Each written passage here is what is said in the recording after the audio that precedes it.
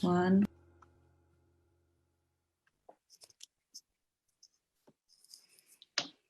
Hello and welcome to the second of the Cph Lab Fireside Chats. So the Cph Lab is the program from Cph Docs where we bring together creative technologists and artists to develop new forms of expression in documentary storytelling. And the lab this year started in September, where we have 6 projects that are now well underway. And the aim is that we will have we'll exhibit these projects together as a collection in Cph Docs in March, both sort of online and we hope physically.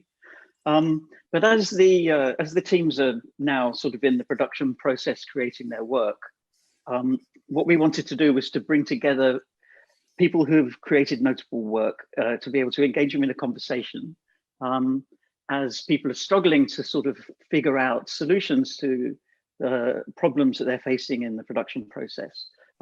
We'll take the opportunity to talk to people who have already been through this kind of a process and might be able to provide some kind of insight and inspiration as well. So a month ago, we had Barney from Marshmallow Laserpiece talking about their work in virtual reality. And today, I'm extremely pleased that we've got Karim Ben Khelifa with us, who has had a varied career, starting out as a photojournalist and war photographer, who's also worked in immersive, both in VR and augmented reality as well. So the projects in the lab include virtual reality and artificial intelligence and web docs, but also augmented reality. So I'm sure that some of the participants in particular working in AR will have some interesting questions for you. But for now, Karim, can you sort of just tell us a little bit about your career as a photojournalist, and then how that took you into the world of immersive and what that offers you as a creative, as a storyteller, and particularly as someone who I suppose wants to change the world. Thank you, Mark. Thank you, everyone, for being here today. Well, as a photojournalist, I was really medium-centered, and it was really my camera and then the newspaper or the magazine I was working for, and then the audiences. I think if one thing has shifted massively in my way of working is really moving and deciding that the medium is not medium first today. That first I would think of a project, and then I would think of an audiences for that project, and then I would look at which platform those people would be. Meaning that today I'm doing a project on your phone and the link it has with the conflict in Eastern Congo, the Democratic Republic of Congo. So the project was really about those minerals. My audiences would be eventually anyone who's having electronics, using electronics, which is a pretty large audience, I have to say. But within this, then it would be even more interesting to find the people who have who own smartphones, which is even a larger population. And I would tell the story through the smartphone, through the augmented reality. So again, what is the project? Who's the audiences, and on which medium they'll be more and easily reachable? I think as a photojournalist, you go through different phases. When you start, you first want to try out and see if you cut for the job, if you get access to those magazines. Once you eventually start getting access to the magazine, you're also getting access to large and educated audiences. And I think it took a long time for me to realize that I was just feeding the magazines with more photograph, but not necessarily seeing a change on the ground, and wanting to kind of change the way I was operating to see if I could have a change on the ground. I think impact is a motivation, but it's not the end. And it's really something the wheel and somehow design that sort of impact you want to have from within the project, and really at the early stage of the project to eventually get there. So really after you have a good idea, you're doing something and you says, okay, now I'm going to have to try to have an impact, but the package is already done, and maybe the package doesn't reach the people who should actually see this work. So if impact is one of the things you're really interested in, you really need to integrate that at an early stage in your work, in the design of the work, in the design of the distribution. In my case, as a photojournalist, the distribution was set with the magazines. when I moved to VR by accident somehow, there was not such a thing as a distribution back in 2013. And how do you distribute VR? And as a matter of fact, I didn't do static VR. I did multi-users, 20 people in the same room, VR, which was a new sort of distribution, reaching out to museums, reaching out to space. And so this is called today in-room VR. But in 2013, there was not such a distinction in between 360 video, VR, in-room VR. All of those things have come with time and through different practitioners and trying out different ways of using those medium, which creates different classification of some sorts. And today I'm using augmented reality because it seems really to be the best medium to reach a younger audience, the 16, 25 years old, the people who are going to buy computers and electronics all their life. They might not be in a position today to really choose the phone they want to have. I mean, for a large part of that audiences, because they just don't have the means and the money to choose and to buy every year. But they're going to be consuming this all their life, and it's going to come soon a time where they're going to be themselves being able to choose which computer, which smartphone, which tablet they're going to be buying. And I want that choice to be informed with what they're going to be learning through 7gram.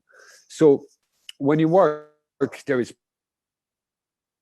this is the one saying now, 16 to 25 years old, or holding a smartphone, and then you have secondary target audience that you're still going to want to reach, and then you're still going to reach, and perhaps the design of the work is less made for those people, or indirectly made for those people. It's really made for your primary target audience, and that's the way I've approached this project. But that's a way I've started thinking many years ago, kind of leaving the pure fields of war correspondence, photography, photojournalism, and a direct relationship with magazines and indirectly with your audiences. So going back to those early days then, when you were working more with magazines, can you just give us some example of the kind of work that you were the things that you were depicting, and then also where your frustration came from, that you maybe weren't having the real world effect that you wanted to have? Well, I think it's in the nature of the medium also. Photography has this power that is being readable by or lookable by someone from Australia, someone from Peru, someone from Alaska, from Uganda, all across the world. Everyone can watch a photograph and feel something about it. So it's very much like music. It has this. Not as music as much as music, but it's completely universal in the way you consume it. If you do a documentary on TV or a movie, you're going to have to start think about which language you're going to be doing this and how you're going to distribute that all over the world. For a photograph, it speaks for itself. As a journalist, now you need to accompany that photograph with a caption, so with a contextualization, and that's where the magazines and the people that are the middleman, the gatekeeper, as we call them, or call them in the media industry, sorry, are really there for translating those kind of information and giving them to their own audiences. I've been really interested in, when I started photography, by the struggle human beings go through in some extreme form, which is conflicts and war. So I started going very early on to conflict, and the first one was the end of the ex-Yugoslavian war, where I started making my mark, if I can say it like this, but at least starting understanding what is the reality on the ground beyond what we can see on the TV. And you know, you slowly pick up the reality of the ground. You start working on the ground and understanding what you can and what you can't do. But all of those situations are always different. So it's more of a matter of adapting yourself to the situation than really acquiring a knowledge as what you're going to do each of the time.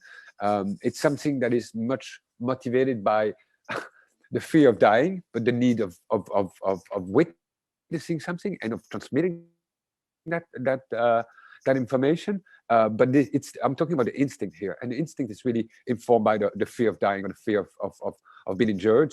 Yet the curiosity is also pushing you there one way or another. So you're navigating those two ambivalent feelings and trying to operate in sometimes lawless place and sometimes very dangerous place. But I really want to make sure that it's not their daily life. I mean, photojournalists and war correspondents in general don't spend their time getting shot at or getting bombed or getting kidnapped. Those things happen, and you need to be ready when they do. But a lot of the work is happening far away from the front line. You need to get access to front lines if you do frontline photography. And I think there is a lot of mystery around my old field, but the reality is not as shiny or as glamorous as it sounds. You do go to danger, but you don't spend your time there. And it does inform you on life and on many things, obviously, because you get to some extreme. But it is not your daily life, and you're not surrounded constantly with, bullet flying and being in danger in that sense.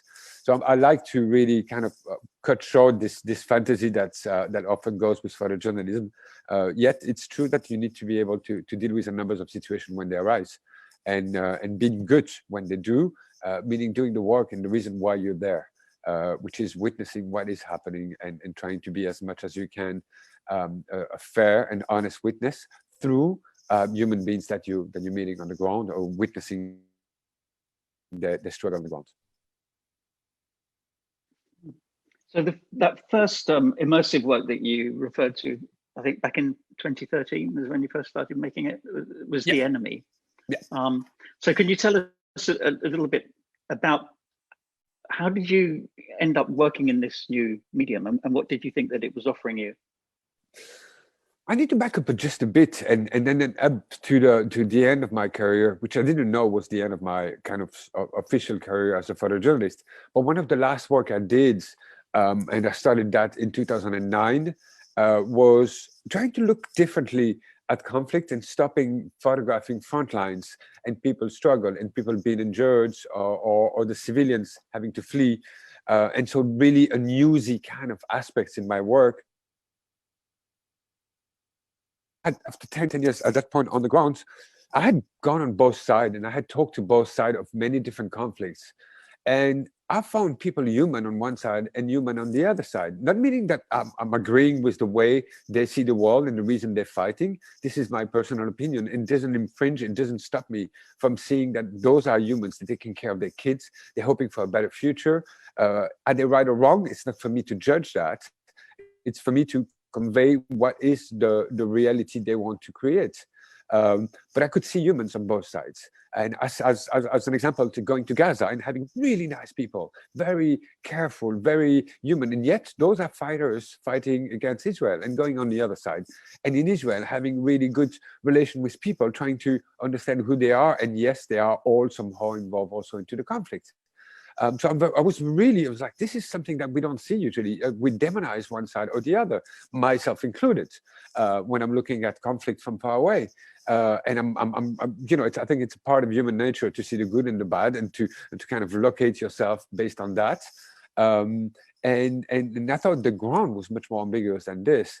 And that was a story somehow that was hard to sweat out in the news. That was hard to be seen. It was also hard to kind of show. So I started looking at it differently and thought, okay, I'm going to do this. I'm going to do some portrait photography, which I'm not a portrait photographer to start with, but I'm going to do some closet portrait of those individuals fighting from each side. And I'm going to be asking them 6 questions, and I'm going to record their answers. And my idea at this point was to put on a wall, one portrait on one side of a wall, one portrait on the other side of the wall, and they would look.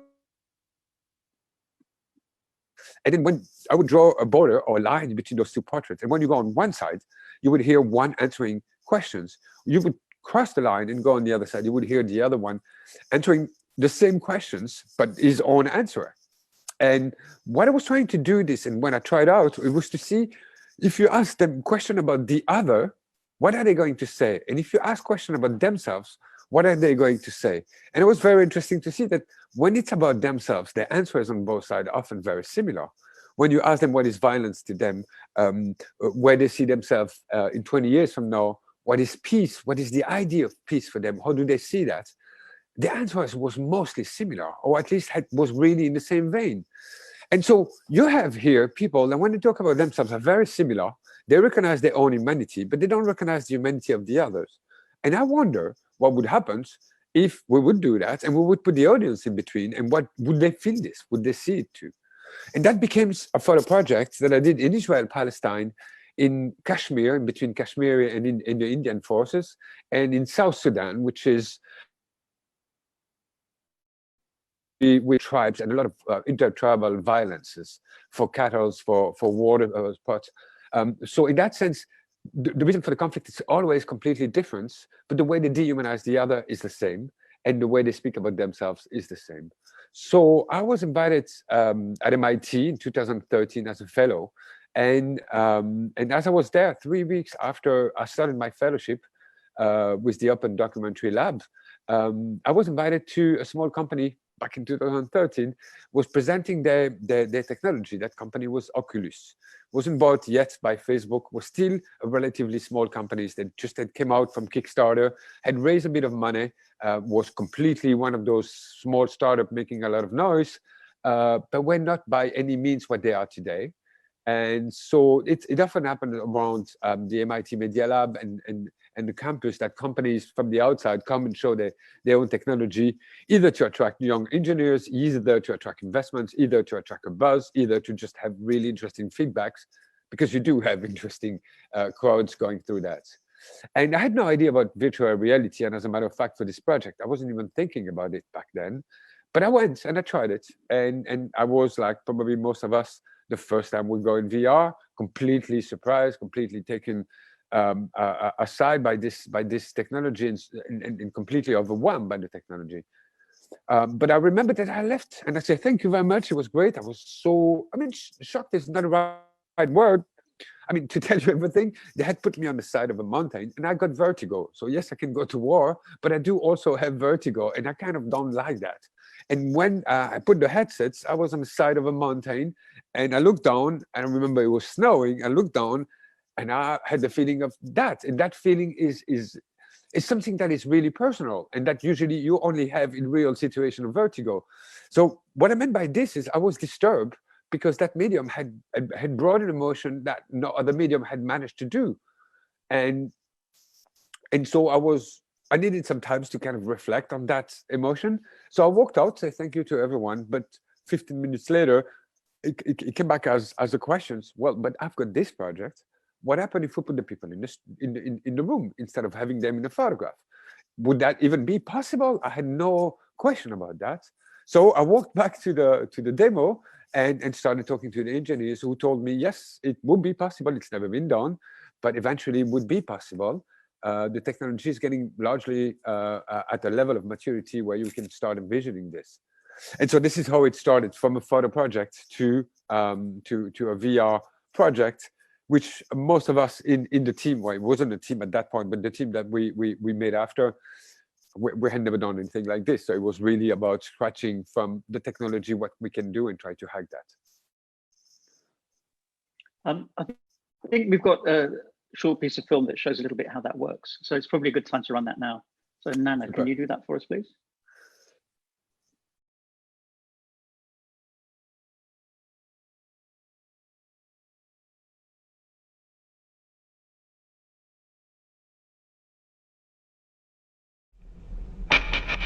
So we're looking for the enemy clip.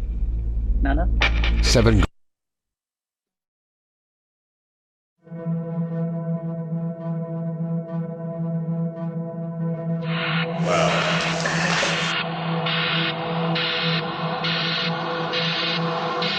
Get too close to really phenomenal.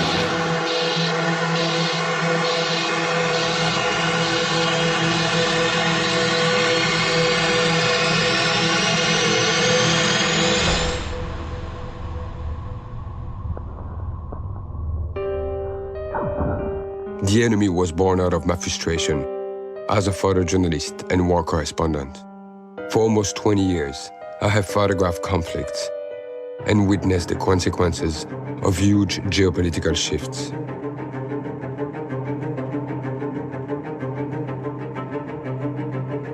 When I became a father, I simply knew I could not keep working on the front lines.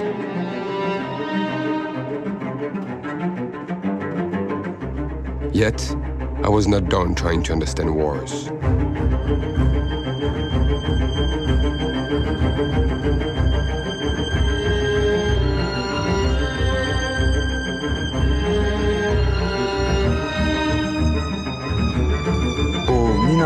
juna bo bana ni waka.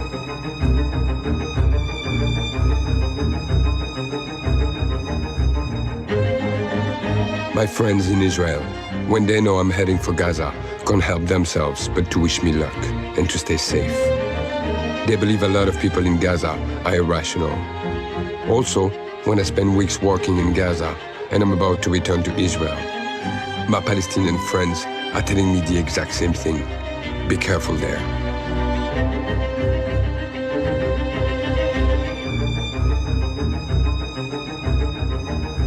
The project is rooted in my experience as a war photographer, going from one side of the front line to the other, and finding that the fighters' dreams, hopes, and nightmares are often more similar than they are different. So there is a bigger story than the war itself, and this is the one I want to explore and share. For the enemy, I am using the latest technologies in virtual and augmented realities, so you can engage directly with the combatants and meet them, hear them, and feel them the way I did. In many parts of our worlds, you create an enemy as a kid without having met your enemy, because the society around you has created an enemy in the other. So the question is, could I be you if I was on the other side?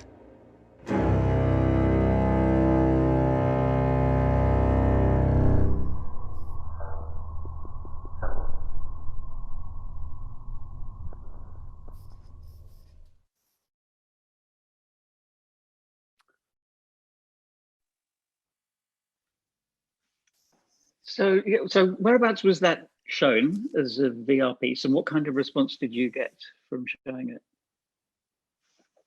The piece we did the world premiere in Paris in 2017. Then we went quickly to Boston, the MIT Museum. We went to Canada, Montreal. We went to Geneva. Missing some points. And the response were really interesting. I mean, obviously it was my first VR piece, and still to this day. And people were talking about an experience more in remembering of meeting fighters. I mean, not everyone, of course, had that feeling, but it was a large number of people. They had put this in the memory, because you walk 50 minutes in the enemy. At some point, you completely immerse. Of course, you're immersed from the start, but you kind of tend to forget you're also there. It's a gallery space, so it's not like I'm bringing you to Gaza or to other places. And those fighters are very responsive to your presence. They look at you, they interact with you. If you're with your friends on the side next door, they would look at that person and then look at you. The whole system was really made for some sort of a meeting. The response were also in Israel were very interesting, because that's one of the places we brought the installation also in Israel, where suddenly it's not it's not a triangle where you look at those two fighters and you got nothing to do with those conflicts. You can see they have some, and you scratch your head, and it's valid points, and I think there is something to learn about that. But if you bring it, for example, in Israel, when one of the two parts is actively in the conflict, but they get a chance to meet their enemy in a way they could never do in real life, and then listen to them, it really comes as a surprise to them, and what this says as something they hadn't heard, and as something that really somehow is tangibly helping you shifting your perception. How long and how deep those perceptions are shift, we need science for that. We would need to do some more studies and see over time what kind of change is happening there. But looking at what my photograph could do as a photojournalist, and what were the emotional response from the VR, I thought I had something much more poignant and experiential with the enemy than I had with a photograph. Photograph would be, yes, it's bad, or it's terrible what's happening, or it's a beautiful photograph, but you would stay at one level of kind of engagement with the content. There, you are part of the engagement. You are reacting, you are moving, you're making a decision as to the distance you want to have with those fighters, who you want to listen to first, and then 2 seconds. And then you really take the time to navigate this on your own kind of rhythm and device. So I think it creates for a much more profound and powerful experience. But one element also is VR was very new, and VR in the form that you can walk 300 meters square and stay 50 minutes within the space, was absolutely something we hadn't seen in 2017. So as much as there was a bet as can we do VR for so long and ask people to walk for so long, there was another bet as are people going to feel comfortable? Are they going to be able to sustain that? And yes, they do. And when the level of content is engaging, interesting, and always keeping them kind of awake, it's completely doable.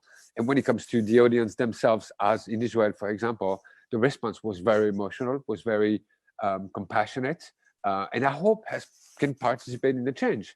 No, you would need to put a lot more people than we did in Israel, in Tel Aviv, to start seeing if there is really a difference that can be done. And the sample was tiny compared to the problematic you got there, but enough to say it's interesting, and there is something into this that there is not in other medium. And so then eventually that became an augmented reality project as well. So absolutely. How did that translate from being room scale VR into something that you can do on your phone? And what do you think was lost and what was gained in the process? Yeah, but that comes back to what I said earlier.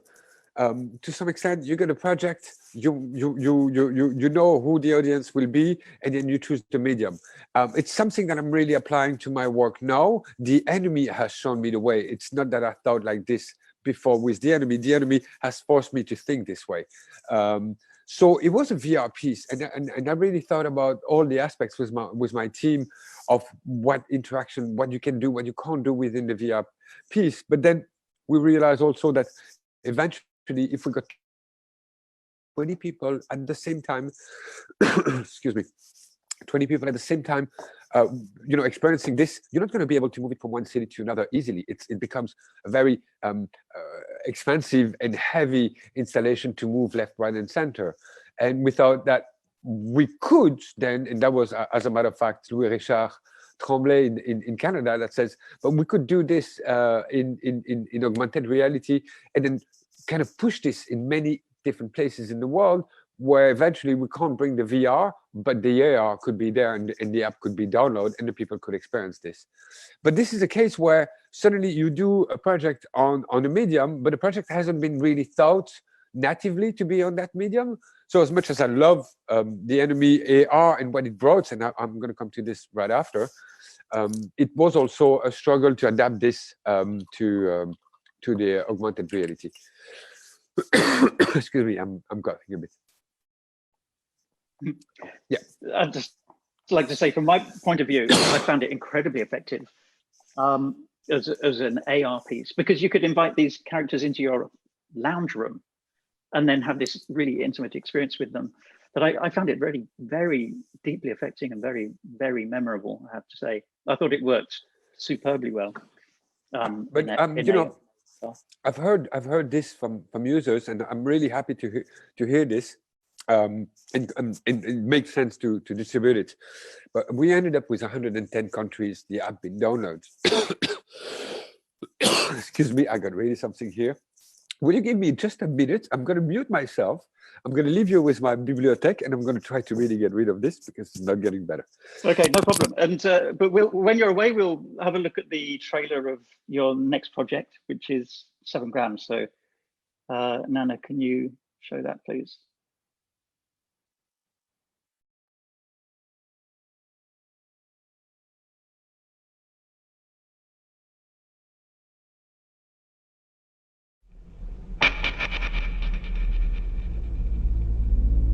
Seven Gram is a global journalistic project that tells the story of our smartphones through a smartphone using augmented reality. There are 5 billion mobile phones in circulation today, and each one contains roughly 7 grams of precious minerals like gold, wolframite, cobalt, cassiterite. These are essential in making our smartphone the powerful tools we have embraced in our lives. One country in particular has an abundance of these minerals, the Democratic Republic of Congo.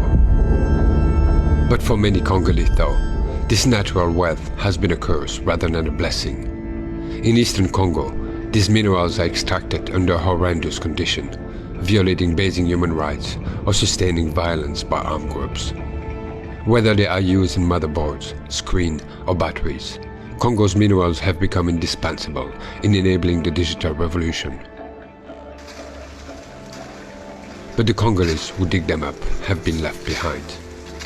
Take Chance, now 22 years old. Chance became a child soldier and a forced miner at age 11. He had to fight other armed groups and dig to unearth gold and cassiterite, which is used to make your screen responsive to each one of your touch. After 6 years of forced labor and fighting, Chance miraculously managed to escape.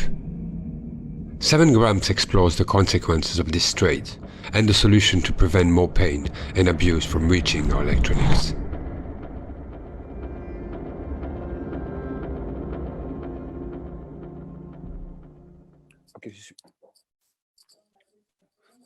Et voilà, I'm back. Great. Well, man, it's not the first time it happens, and I might still cough a bit. And I think I'm okay. Pleased to hear it. In the time of a pandemic, it's really something I feel that is scratching in the deep of my throat. I'm really sorry, everyone, but we're safe anyway. No worries. Anyway, so we just saw the trailer for the 7 Grams, and I guess the difference that you were talking about between those two projects is that 7 Grams is completely designed as an augmented reality project, right, from the word go, right? So how did you think differently about creating this project compared with The Enemy in that case? I think it's really, you need to take the medium for what it offers, and VR and augmented reality are completely different in one sense. One is completely immersive, and AR has nothing to do with immersion, because you're going to add things around you. And when you immerse the people, you know they're going to be putting the headsets, you know, if like in the case of my work, they have to walk, then it's going to be an in-room VR. If they don't have to walk, then you know they're going to be sitting in front of the project somewhere, but you somehow be in control of what they've got around them. With augmented reality, you're absolutely not in control, because this is where the phone is, and the phone is where the people are, and they can be on a beach, they can be on top of a mountain, they can be in their living room, and they can be under the rain, they can be under, in the sun, the harsh sun. There is a lot of elements that you can't control with this, and I think for that reason, you really need to do the opposite of immersion. It's kind of focus on one thing and give one center of attention to your audience. In immersion, you need to guide them that you everywhere. You still need to guide them of where they would need to look. But in AR, there is no doubt about where they need to be looking, because that's going to be the main things happening. What I've said to the team early on in Paris is that I'd like to have something that is very much like the first time you saw an electrical train in in a toy shop, in a big toy shop, where the electrical train is completely oversized. And you're looking at it, and I do remember that even the first one that I saw, you could go under through a tunnel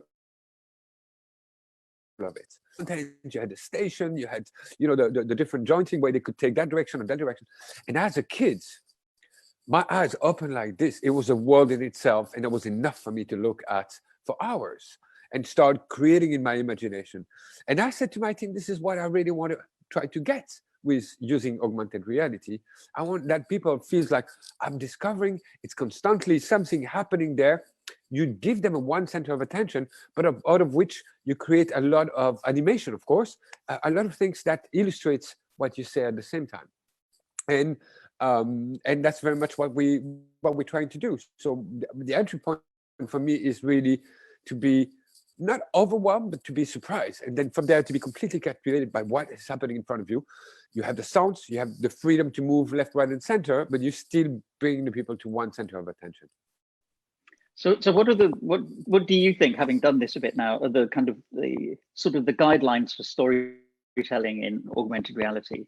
So in terms of documentary as well, where you need to convey some really important information, but at the same time you want to use the medium to create this sense of wonder. So there's a tension between those two things you know, the is there very much attention in between those two things? I don't think so. The sense of wonder is the sense of astonishment. Take a magazine, take the National Geographic. I mean, we used to the medium of a photograph, but take a double page and look at that photograph and go, wow.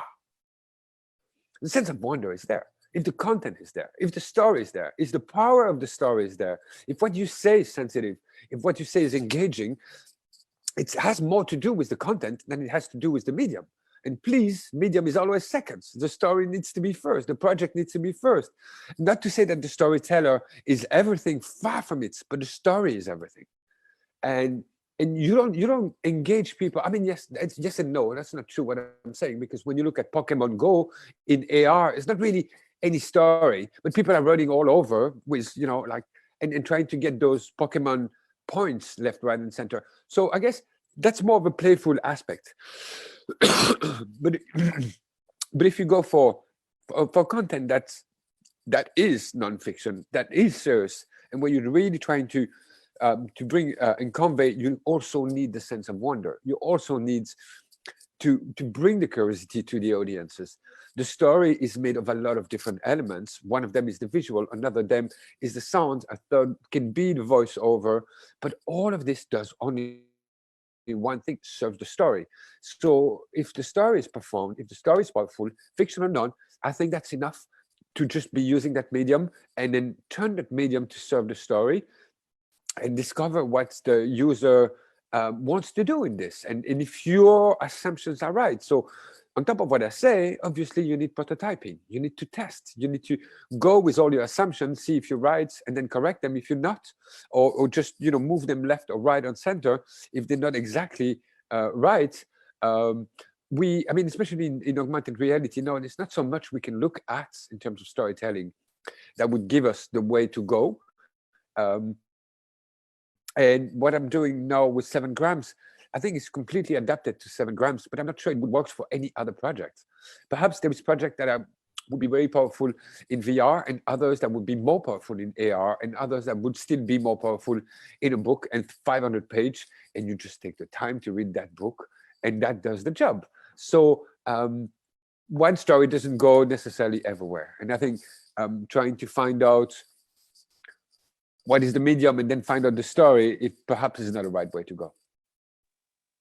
You talked very early on about the importance of impact, and particularly in this, you want to reach younger audiences, 16 to 25.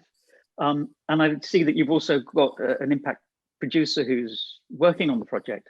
So at what stage did you start working with the impact producer, and then and how do you work with them? What kind of impact do you want to achieve, and how are you going to reach that audience? What's the strategy at the moment? Well, there is, you can have impact in many different ways. And we're working with Think Films in London, who's really taking care of that aspect. We got 2 directions that we really want, and that we really identify as the direction we want to go forward. One is really user-based. We bring them a number of information. They're going to know what's going on with their phone, why they use those minerals, why those minerals are in the phones, and what can be the consequences when everything goes wrong for the people who are mining those minerals at the start of the supply chain. Once you got that information, there is one impact that you can't really measure. Is okay, it changed a reality for you. You completely understand it, but you're not going to tell us the next time you're going to buy a phone. You're not going to tell us if you fix your phone instead of buying a new one. All of this will be an intangible, and we'll call it into the awareness kind of part of the impact. The other one is really trying to engage those same audiences and see for the people who are fired up by the work and by what by the findings and the experience within that, and they want to do more things. I think at that point, as a journalist, my work is also to create after the numbers of organizations that works on this very same topic. But it's a very complex project, and it's a very complex supply chain. And you might want to have justice for miners, or you might want to ask the city of London or the city of Copenhagen, which spend 20 millions a year on buying new computers, that those 20 millions will buy new computers, but at this time they're going to be buying computers with conflict-free minerals, and they're going to make sure those are not enabling those kind of injustice. So there is many ways, and we're going to be guiding through, and that will be for the website, a place where people can get involved. The other level is really trying to work with the OCDE, with the EU, with the regulation, with the parliamentarian in the European Parliament, and saying they have working groups. They're trying to kind of force electronic company that we can fix our phone. Like as of today, there is no way I can open my my smartphone, replace the battery, buy it online, replace the battery, and then put it back myself in it. It used to be doable. You remember our generation with the first phone, you had a battery, you just remove the back, you buy a new battery, and you're good to go. You break something, it was more or less fixable. Today, of course, you can change the battery, but you need to put the phone into a shop where they can fix it or fix the screen. All of this, that's one of the things we're telling them to do. But the biggest finding is, if you want to have an impact, you need to recycle your electronics. Only 20% of the world electronics gets to be recycled. So this is one big emphasis that we're trying to push. And that means perhaps we can have regulation on the level of Europe where you have electronics, but you need to recycle them. There is, it's about 56% of smartphones are staying in drawers at home. I don't know how many millions of smartphones are just sleeping in and they're not getting to be recycled. So that's one of the things. So working with the people who are building those regulations, using the work and them using the work to bring, you know, others, stakeholders into their game and trying to change those regulations. So it goes in two main directions: the users and the regulations, and trying to see how we can move the line with this. And as we discuss and as we come out, those are really mainly the two strategies, and we'll see how we perform but once the project is launched after. And we started thinking about this very early on when we were still in the development of the project. So still early on in this, who are we going to work with to help us getting an impact? Because as much as we know how to do stories, we'll find out if we know how to do stories in AR, but we can't be on every front, and you need to partner with other people. In this case, it is Think Films, Amy and Danielle in London and Brussels. Yes, could I encourage people to post any questions you might have for Karim into the chat? And just sort of further on this sort of question about impact. Well, first of all, can you tell us, like, how can we still see the enemy, and when can we see 7 grams? And then that will lead me on to a question about a release strategy. So in these times and for this kind of a work, what do you see as the most effective kind of a release strategy? And does that, and where do festivals sit within that? Yeah, I mean, festivals are a great place to meet different peoples, to push the work forward, to get a lot of press coverage. But for those kind of projects, I'm not sure festivals are the best place or the number one that would come to my mind. There is many different ways to launch a project. And I think in our case, we're trying to partner with a lot of different media and have a release that goes directly to the public without somehow, or in many different places, in many different countries, rather than having one festival launching this in one place. It might be that we end up doing this eventually, but for me, the launch and really the way to access the public needs to come from different places. And festivals are great for the within industry, and I think it's very important for the industry to see what's happening and where the medium is and how is it used and by whom. But if you really want to have an impact, I'm not sure the festival are the number one place that comes to my mind. Or I would go definitely to places that to the media, to the people who are working with the organization that are on the same problem, that are stakeholders in this, and that also trying to change their own things. They have around them a lot of audiences member that can also spread the work to another level and one level further. And if you addition media outreach partnerships, if you addition organizations working and stakeholders directly working on this, small, medium, and large, you start getting some tractions. and then a lot of numbers of what we're hoping, at least, of users and downloads and interactions on the work. And we're hoping to get a large number enough to be able to reach another level, which is the recommendation, which is all those people pushing the work one step further and getting further down the line and getting to be seen more. But I think that's always one of the challenge when you work as an experimentator, because that's really journalism, experimenting journalism with augmented reality. You can't have the widest and the largest public at the same time that you're experimenting, because you're on medium that very few people are using or interested or even know of to start with.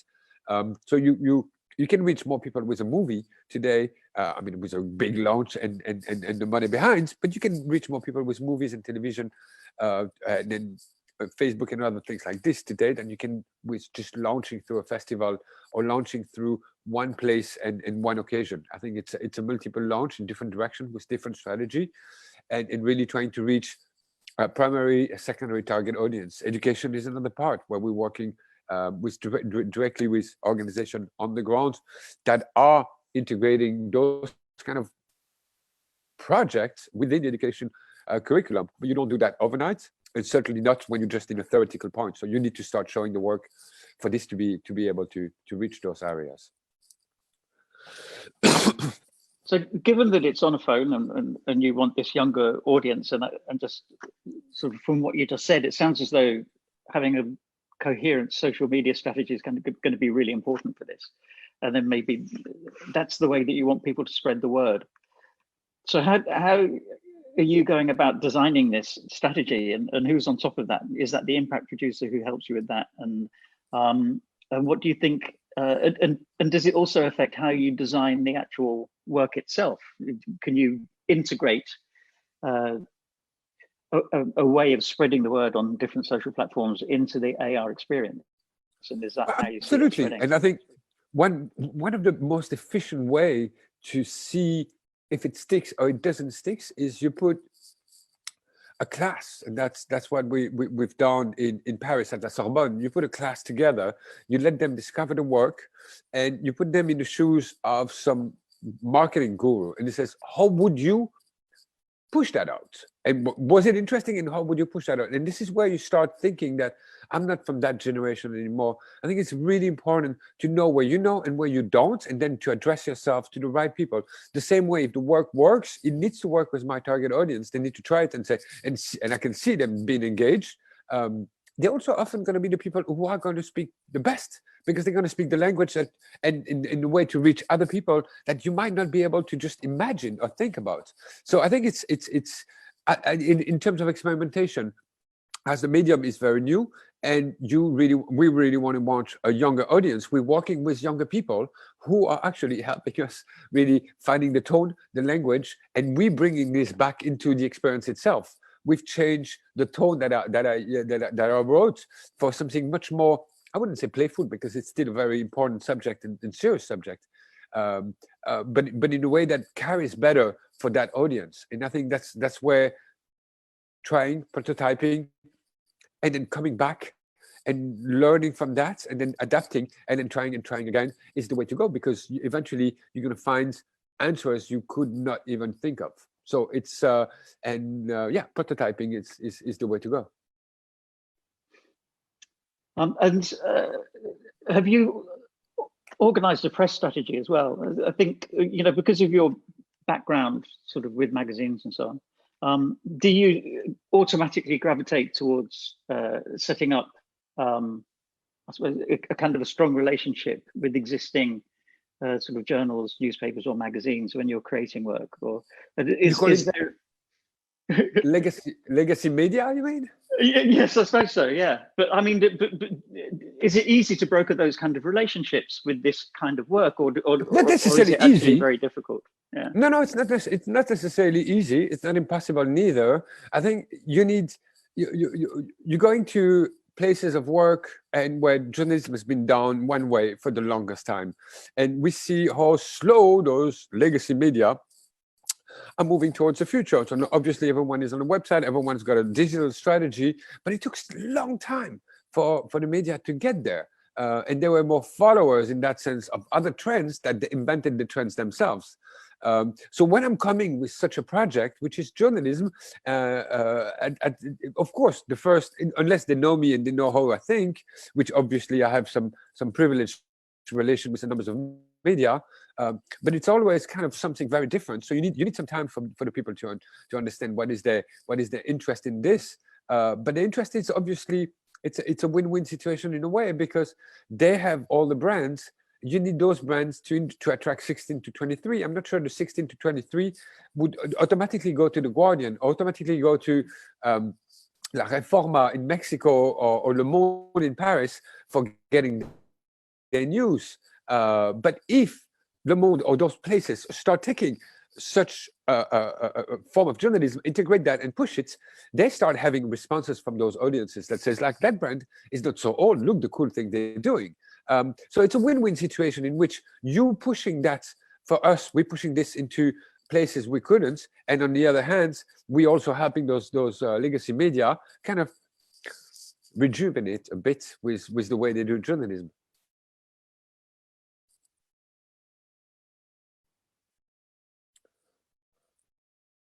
Sorry, we've got a question from Rose and Greg. Would you like to step forward and ask a question? I don't know if it's Rose or Greg. The audience will not only awareness but action. Do you see it as activism as well as journalism? Yes, I do. I mean, sorry, there's Greg. You know, for the benefits of everyone else, Greg, can you tell us your question? Oh yeah, sorry if you can't see it. Yeah, I kind of said your powerful and kind of poignant projects are kind of really engaging, and the didactics are evidently incredibly important. And you've mentioned how it's not leave your audience and the participants, depending on who they or how they are receiving the information, with not only like awareness but like action, like you know, you can say this quite like moving stuff about how my phone is covered in minerals, and I find that quite terrifying. But in the way is like, how do we then move with that awareness, that information you've given us? And my question kind of was, do you see it as activism as well as journalism? Absolutely. I think journalism is activism. Storytelling is activism. Whatever we do, when we tell a story, we actively propagating an idea from one person to another. So in my case, I have no problem of being put into that category. There is two sorts of journalism, I would say. The one that is just there to inform you and factually inform you. And there is the other one that says, yes, but also we can't accept that. And there is ways to do it differently. And instead of just telling you, you have minerals in your phone, they come from Congo, and there is injustice in Congo, perhaps we could also add, and this is the way to fix it. And this is the way. So is it activism, opinion? I mean, it's really borderline in that sense. But I do think that I'm not neutral in that sense. I want that situation to change. I want the people that I've seen in Congo being completely, dependent on those minerals. So I'm not saying we shouldn't use them, but being exploited and risking their life in conditions that no one in this panel here would accept. So we're using those things every day, yet we don't really know how they've been made and what kind of sweat and blood is there in this. It's my role to show it, but it's also, I think, my role to say there is a solution. I think when it comes to newer generation, they look the world we're giving them. Just saying things are not going right is not enough today. We need to also show the way to say it can be better, and this is the way we should be doing, or this is a way you can start thinking to do the things better. I'm not here again to point the people in a specific direction. I'm just trying to lower the injustice, and there is ways to do that. And I think that's my responsibility, working on such a project, to also offers directions for people to try to, change that situation. So yeah, no problem with that.